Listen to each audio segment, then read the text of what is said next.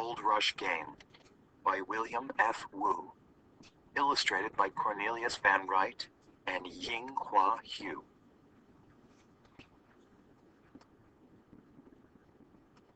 Eric Wong looked at his new game on the computer screen. Let's play. He clicked the button to start. The Gold Rush. His friend Matt O'Brien read out loud as he rolled his chair closer. What's that mean? I want to see it. Come on, I'm going first. I'm older, said Eric. Besides, it's my game. Be nice, Eric's mom came up behind them. We bought the game so Eric could learn more about the gold rush, she said to Matt. His dad and I are tracing our family tree. Eric's great-great-great-grandfather on his dad's side came to California from China during the gold rush, but we don't know much about him. Hey, look at the game, said Eric. On the screen, he saw steep mountain slopes covered with tall green trees. Some men wearing broad-brimmed hats rode horses along a muddy path, leading mules with bundles on their backs. Picks and shovels were tied to the bundles. Chinese men with long braided queues down their backs squatted by a rushing river. Who are those guys? Matt asked. Are they looking for gold? They might be, said Eric's dad as he came into the room. He held out a small piece of paper with 2 Chinese characters written on it. This is the name of our ancestor who first came to California. I don't know Chinese, but my grandfather wrote it down for me when I was growing up.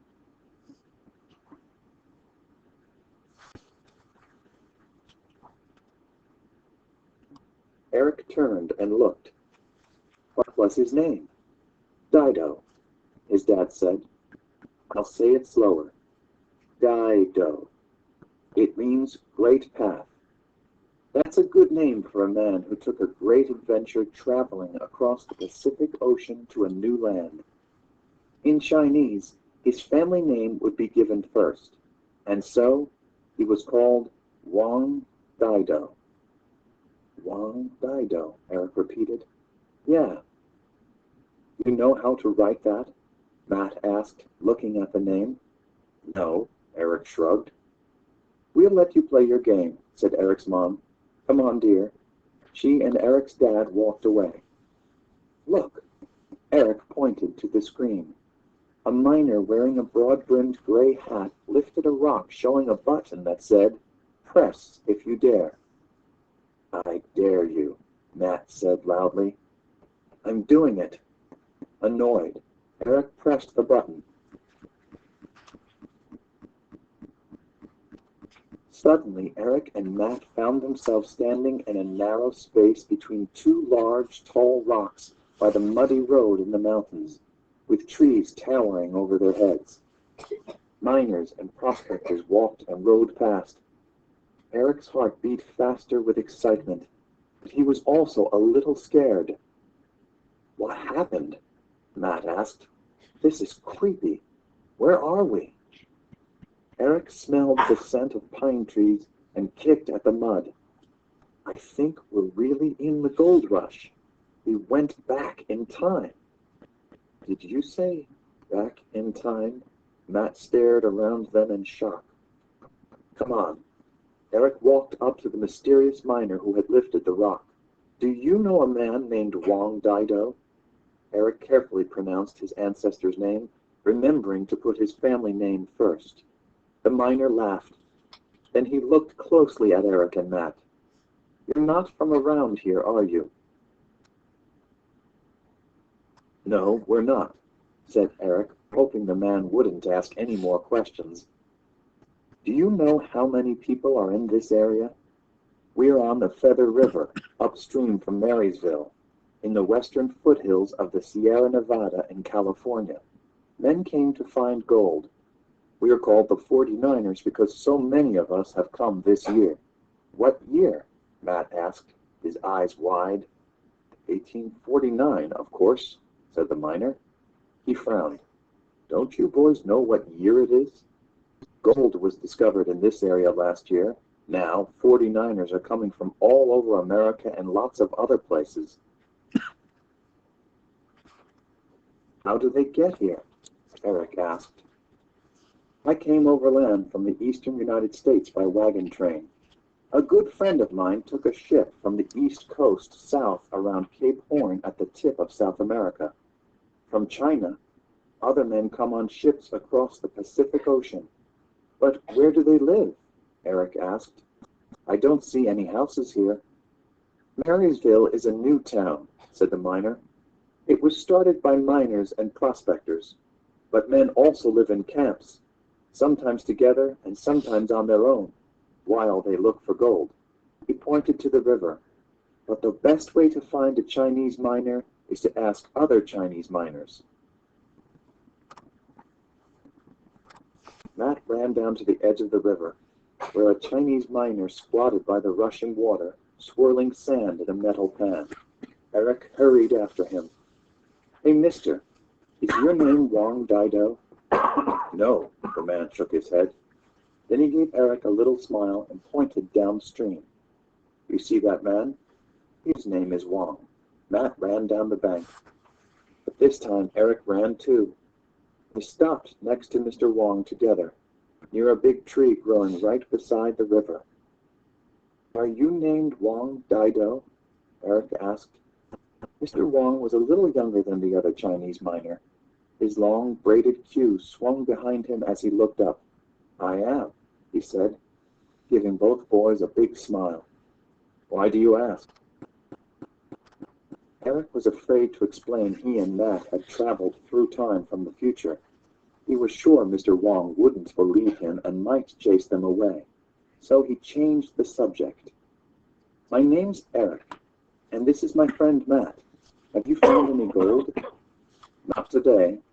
Some days I find enough gold to buy food that will last until the next time I find gold. I filed this claim so I have the right to pan gold here. The river washes gold dust downstream, so I catch river water, mud, and sand in this pan and try to find it.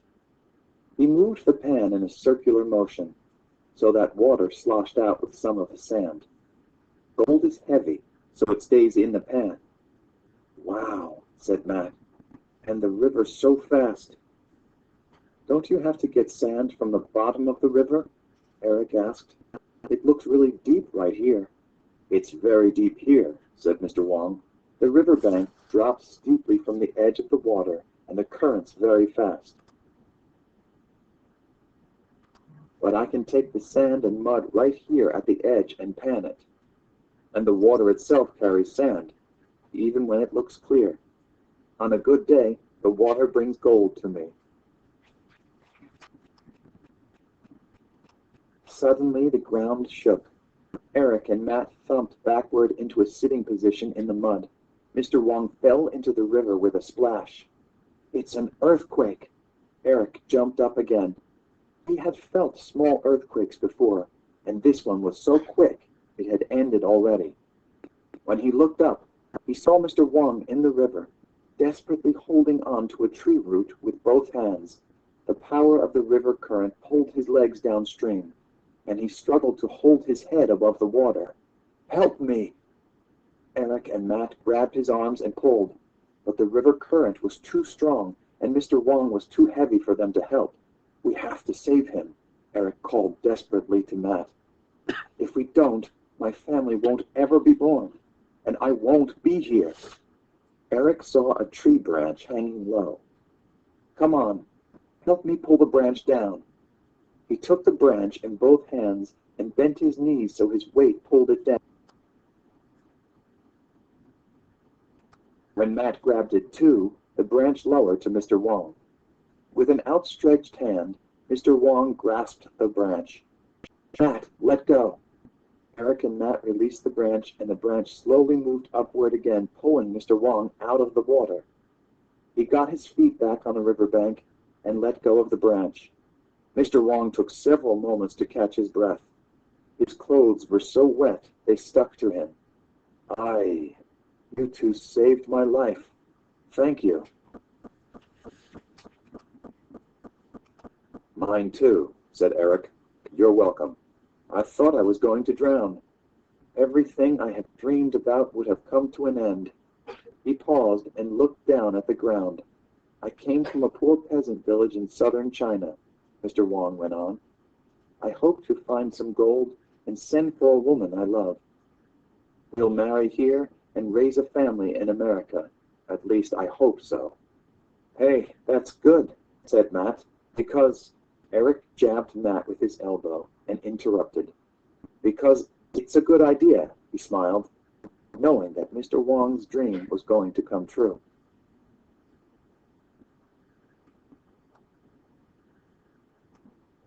I don't have much to offer in return for my life, said Mr. Wang. He reached into his pocket and pulled something out. This is my chop. Eric and Matt looked. It was a small piece of ivory with unfamiliar shapes carved on the bottom. What's it for? Eric asked. I'll show you.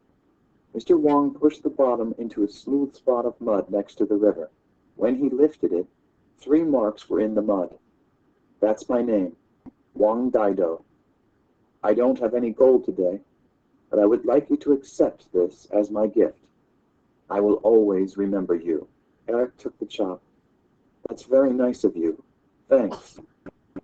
I should return to my camp and dry off, said Mr. Wang. I think we better go home too, said Eric. We enjoyed meeting you. He carefully put the chop in his pants pocket. Thank you again for your help, said Mr. Wang. Goodbye. He picked up his pan and walked away from the river toward the muddy road.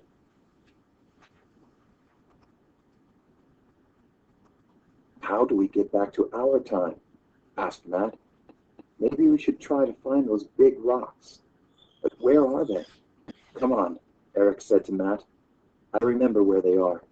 Maybe we'll find some kind of clue there that will help us get back. He led Matt back into the space between the 2 big rocks where they had walked out. Suddenly, they were back in Eric's living room in front of the computer. Wow, it worked.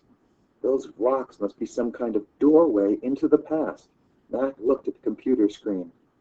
That's a great game. Who's winning? Eric's mom asked as she and his dad came in.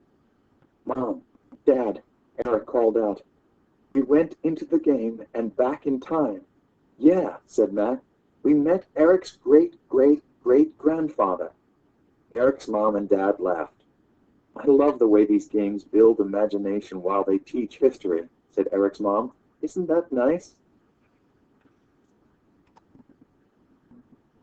Dad, he told us he filed a claim for his mine along the Feather River. Well, I know from what I read in my grandfather's journal that Dido did file a claim. Let's see if we can find out if it was along the Feather River. Eric's dad moved to the computer and conducted an internet search.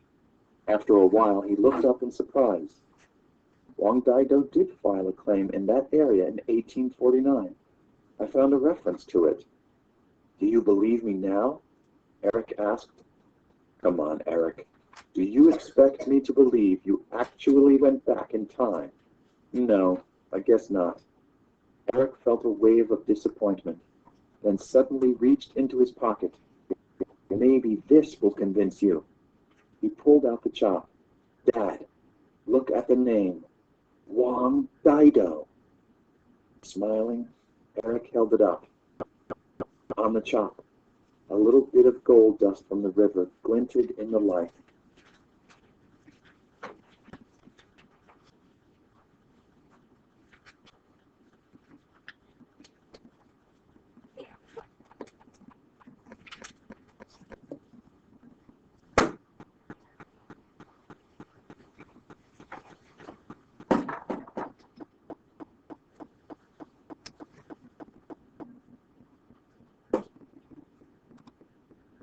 Is that it?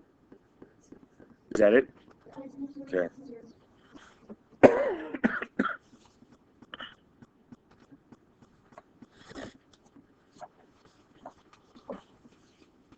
Here's how many pages we're down here. 326, 327, 328. I'm going to read the slash news. I'm going to do the daily language, okay? By yourselves.